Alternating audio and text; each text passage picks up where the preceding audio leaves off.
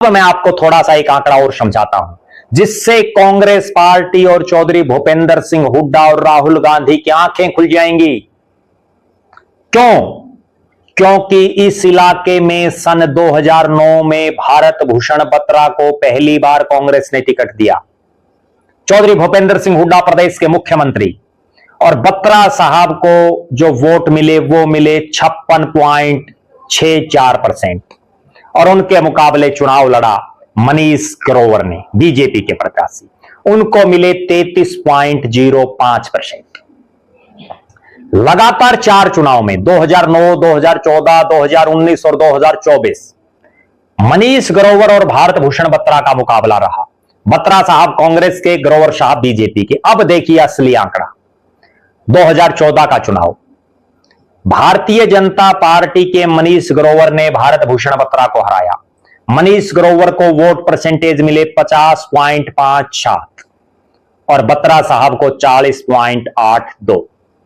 2019 का चुनाव आया, कांग्रेस के बत्रा साहब को मिले 43.93 और बीजेपी को 41.54। अब असली बात देखिए, 2024 आते आते बत्रा साहब को मिले 49.25% और ग्रोवर साहब को 48.14%, यानी केवल 1%, लगभग 1% वोटों से भारत भूषण बत्रा जीत पाए। और वो तब जीत पाए जब 2014, 2019 दोनों बार से ज्यादा कांग्रेस की सीटें आई, 37 सीटें। दोनों बार से जबरदस्त आंधी कांग्रेस की, और उसके बावजूद केवल 1% मार्जिन से जीते बत्रा साहब।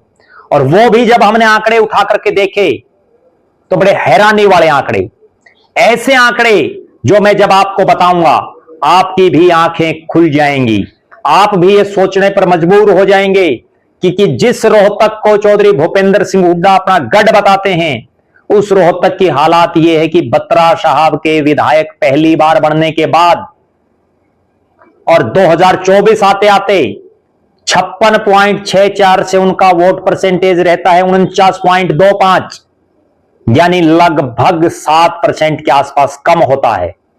और बीजेपी का 33.05 से बढ़कर के 48.14, यानी लगभग 15% वोट बैंक बीजेपी का बढ़ता है। इसका मतलब यह है कि बत्रा साहब की शहर में लोकप्रियता लगातार कम हो रही है।